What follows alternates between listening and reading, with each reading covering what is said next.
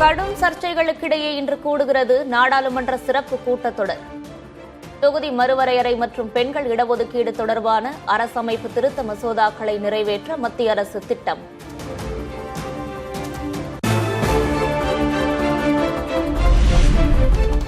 மகளிர் இடஒதுக்கீட்டை இந்தியா கூட்டணி எதிர்க்கவில்லை என மல்லிகார்ஜுன கார்கே விளக்கம். தொகுதி மறுவரையறையை எதிர்க்கட்சிகள் ஒன்றாக சேர்ந்து எதிர்ப்போம் என்றும் திட்டவட்டம்.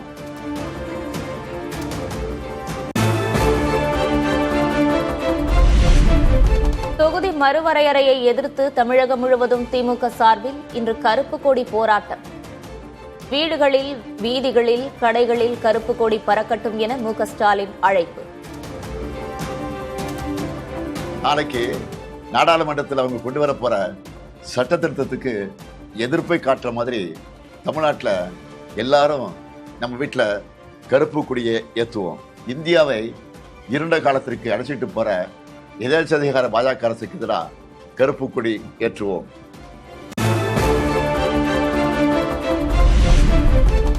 டீலிமிட்டேஷன் என்ற பெயரில் லிமிட்டை தாண்டுகிறது பாஜக என திமுக தலைவர் ஸ்டாலின் கண்டனம். தமிழ்நாடு சும்மா இருக்காது எனவும் தமிழர்கள் யார் என காட்ட வேண்டிய நேரம் வந்துவிட்டதாகவும் எச்சரிக்கை. டீலிமிட்டேஷன் பேர்ல தனது லிமிட்டை தாண்டி பாஜக அரசு தமிழ்நாடு உள்ளிட்ட தென் மாநிலங்களை வஞ்சிக்குது.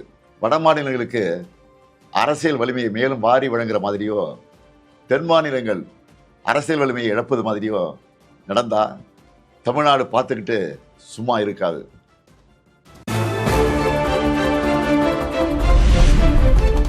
தொகுதி மறுவரையறை விவகாரத்தில் மத்திய அரசு பின்வாங்காவிடில் மிக பெரும் விலையை தர வேண்டியிருக்கும். சுயமரியாதை உள்ள தமிழனாக கூறுவதாக திமுக தலைவர் ஸ்டாலின் மீண்டும் எச்சரிக்கை. பிரதமர் மோடி அவர்களே, தமிழர்களையும் தென் மாநில மக்களையும் இரண்டாந்தர குடிமக்களாக பார்க்குறீங்க. டெல்லி பாஜகவுக்கு தமிழர்கள் யாருன்னு காட்ட வேண்டிய நேரம் வந்துருச்சு.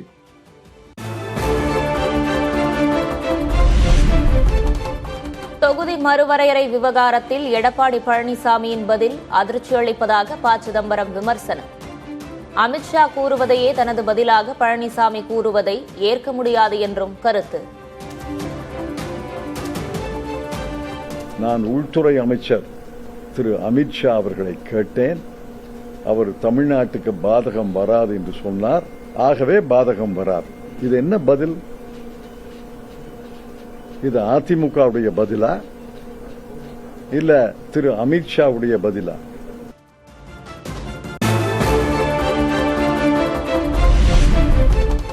தமிழகத்தின் தொகுதிகளை குறைக்க பாஜக முயற்சிப்பதாக நாம் தமிழர் கட்சியின் தலைமை ஒருங்கிணைப்பாளர் சீமான் கண்டனம். 3 சட்டமன்ற தொகுதிகளுக்கு ஒரு எம்பி தொகுதி தேவை எனவும் வலியுறுத்தல். இது தேவையற்றது. ரெண்டும் மேற்கு வங்கம் இங்கே கேரளாவில் புதுச்சேரியில் முடிஞ்சிருச்சு. ஆனால் மேற்கு வங்கத்தில் இங்கே இன்னும் அங்கே இன்னும் ஒரு கட்டம் இருக்கு. நமக்கு தேர்தல் நடந்துச்சு. இந்த நேரத்தில் இது அவசரமாக செய்ய வேண்டியதால இல்லை.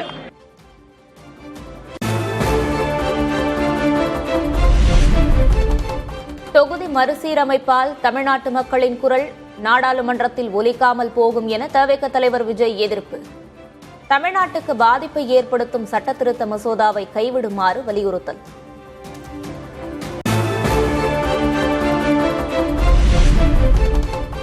தொகுதி மறுவரையறை என்ற பெயரில் தென் மாநிலங்களின் உரிமைகள் பறிபோகக்கூடாது. மதிமுக எம்பி துரை வைகோ வலியுறுத்தல்.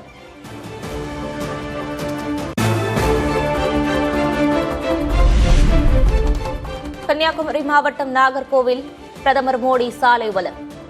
தேசிய ஜனநாயக கூட்டணி வேட்பாளர்களை ஆதரித்து வாக்கு சேகரிப்பு.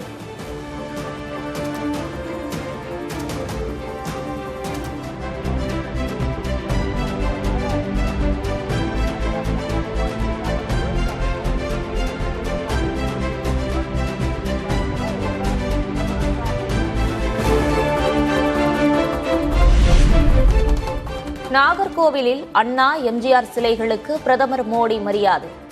அம்பேத்கர், காமராஜர் சிலைகளுக்கும் மரியாதை செலுத்தினார்.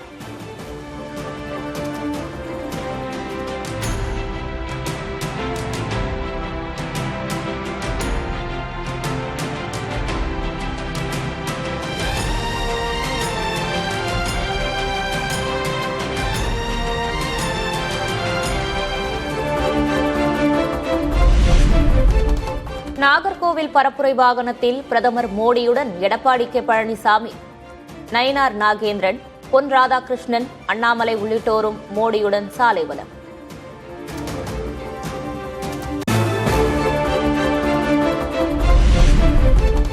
கன்னியாகுமரி மாவட்டம் தேசிய ஜனநாயக கூட்டணி வேட்பாளர்களுடன் உரையாடிய பிரதமர் மோடி எடப்பாடி கே பழனிசாமிக்கு வாழ்த்து கூறினார்.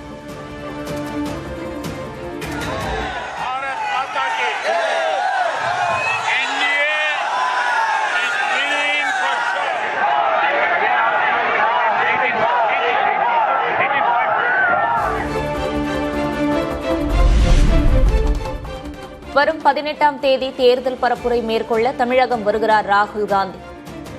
பொன்னேரி, சோளிங்கர், திருச்சி, துறையூரில் ராகுல் காந்தி, மல்லிகார்ஜுன கார்கே பரப்புரை மேற்கொள்ள திட்டம்.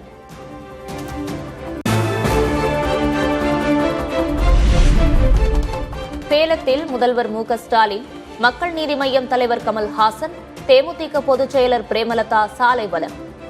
ஒன்றாக சாலை வலம் மேற்கொண்டு வாக்கு சேகரிப்பு.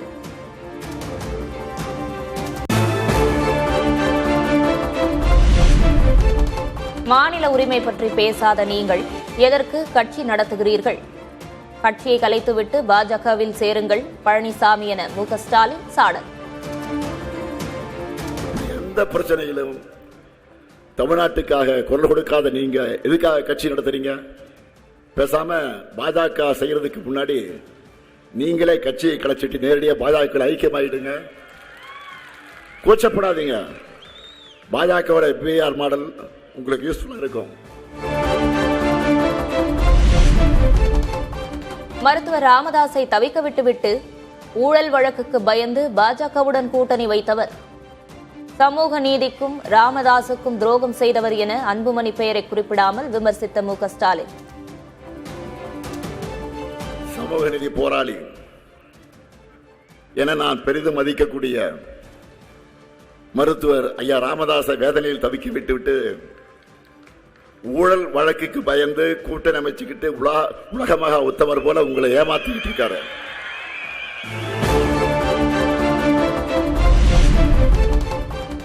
அம்பத்தூரில் அரசு பல்நோக்கு மருத்துவமனை அமைக்க வேண்டும் என அப்பகுதி வாக்காளர்கள் கோரிக்கை.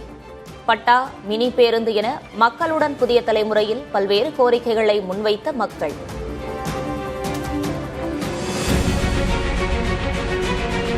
நிறைய இண்டஸ்ட்ரீஸ் இருக்கிற இந்த இடத்துல ஒரு பொது மருத்துவமனை இல்ல, மல்டி ஸ்பெஷாலிட்டி ஹாஸ்பிட்டல் கவர்மெண்டோடது அப்படின்னு ஒண்ணு இல்ல. கள்ளிக்குப்பம் உள்ள காந்தி நகர்லாம் நிறைய பேருக்கு பட்டா இல்ல, அந்த ஏரி சைடுல இருக்கவங்களுக்கு.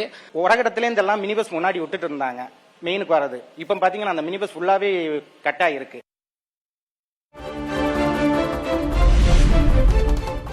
சென்னை தியாகராய நகரில் தவிக வேட்பாளர் ஆனந்தை ஆதரித்து விஜய் பரப்புரை. சாலை வலமாக சென்ற விஜயை காண குவிந்த தொண்டர்கள்.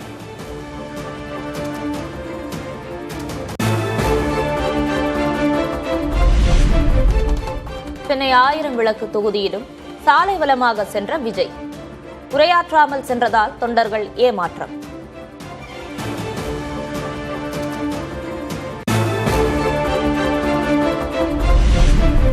சென்னை எழும்பூரில் விஜயின் பரப்புரை ரத்து.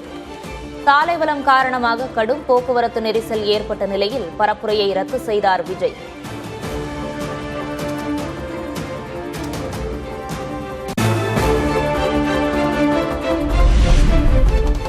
தவிக தலைவர் விஜய் தாம் போட்டியிடும் திருச்சி கிழக்கு தொகுதியில் வரும் 18ஆம் தேதி பரப்புரை செய்ய உள்ளதாக தகவல். குடும்ப அலை என்ற பெயரிலான பரப்புரைக்கு ஏற்பாடுகள் செய்யப்பட்டு வருவதாக தவிக நிர்வாகிகள் தகவல்.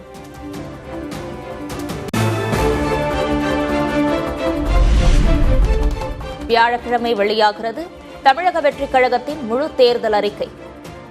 தனியார் ஹோட்டலில் நடக்கும் நிகழ்ச்சியில் அனுமதி சீட்டு உள்ளவர்கள் மட்டுமே பங்கேற்கலாம் என ஆனந்த் அறிவிப்பு.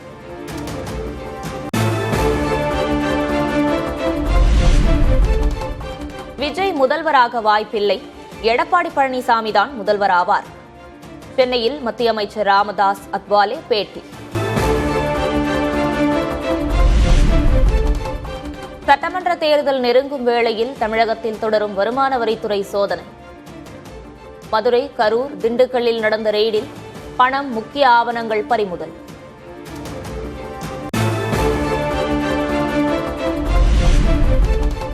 மேகதாது விவகாரத்தில் மத்திய நீர்வளத்துறை ஆணையத்தின் முடிவுக்கு கட்டுப்பட்டு கடமையை நிறைவேற்றுவோம்.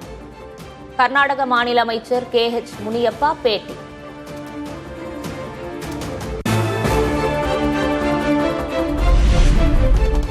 ரூபாய் 8000 கூப்பன் மாதிரிகளை பொதுமக்களுக்கு விநியோகிக்க கூடாது. அனுமதி பெறாமல் வழங்கப்படும் கூப்பன்கள், துண்டு பிரசுரங்கள் பறிமுதல் செய்யப்படும் என தேர்தல் ஆணையம் தகவல்.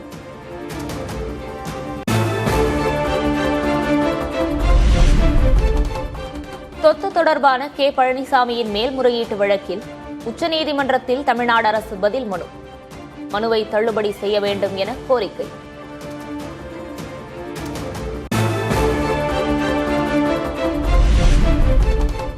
சென்னையில் ஆபரண தங்கம் விலை கடந்த 2 நாட்களில் 2000 ரூபாய் அதிகரிப்பு.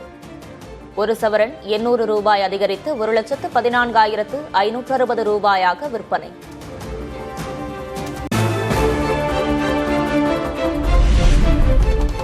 சென்னையில் வெள்ளி விலை கிலோவுக்கு 10,000 ரூபாய் உயர்வு. 1 கிராம் வெள்ளி 10 ரூபாய் உயர்ந்து 275 ரூபாயாக விற்பனை.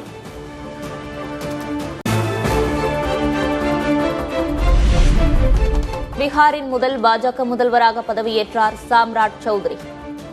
ஐக்கிய ஜனதா தளத்தை சேர்ந்த விஜயேந்திர யாதவ், விஜயகுமார் சௌத்ரி துணை முதல்வர்களாக பதவியேற்பு. मैं सम्राट चौधरी ईश्वर की शपथ लेता हूं कि मैं विधि द्वारा स्थापित भारत के संविधान के प्रति सच्ची श्रद्धा और निष्ठा रखूंगा।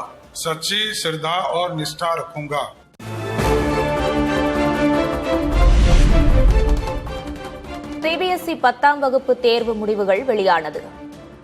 CBSE results.nic.in என்ற இணையதளம் வாயிலாக முடிவுகளை அறியலாம்.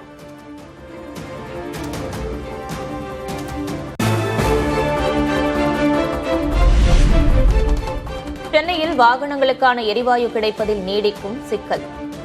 எரிவாயு நிலையங்கள் முன்பு நீண்ட வரிசையில் காத்திருக்கும் வாகன ஓட்டிகள்.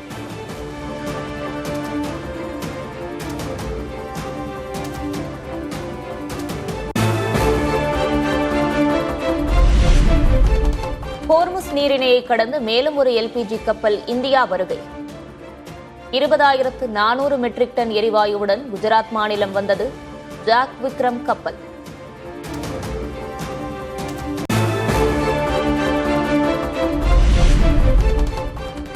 ஈரானுடனான சண்டை நிறுத்தத்தை நீடிக்கும் எண்ணம் தற்போது இல்லை என அமெரிக்கா திட்டவட்டம். அமைதி பேச்சுவார்த்தை தொடர்வதாகவும் வெள்ளை மாளிகை தகவல்.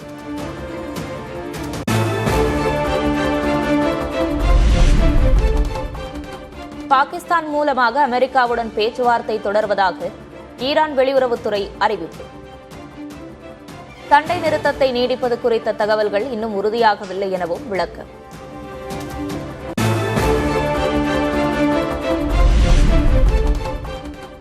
ஈரான் உயரதிகாரிகளுடன் பாகிஸ்தான் அரசு குழு பேச்சுவார்த்தை. சண்டை நிறுத்தம் குறித்த அமெரிக்காவின் நிபந்தனைகள் குறித்து இரு நாட்டு தலைவர்கள் விவாதம்.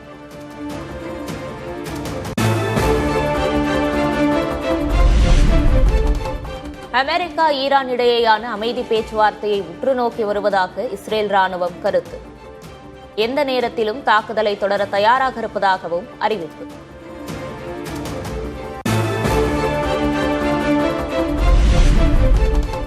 ஈரானுக்கு ஆயுதங்களை வழங்க மாட்டோம் என சீனா ஒப்புக்கொண்டுள்ளதாக அமெரிக்க அதிபர் டிரம்ப் தகவல். ஹோர்முஸ் நீரிணையை தான் நிரந்தரமாக திறந்து விடுவது சீனாவிற்கு மகிழ்ச்சியளிப்பதாகவும் பதிவு.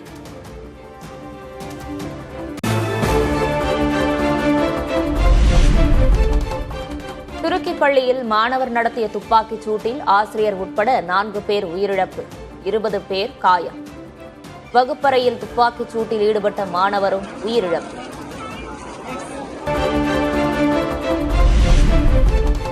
IPL கிரிக்கெட் தொடரில் 4வது வெற்றியை பதிவு செய்த பெங்களூரு அணி லக்னோவை 5 விக்கெட்டுகள் வித்தியாசத்தில் வீழ்த்தி அசத்தல்.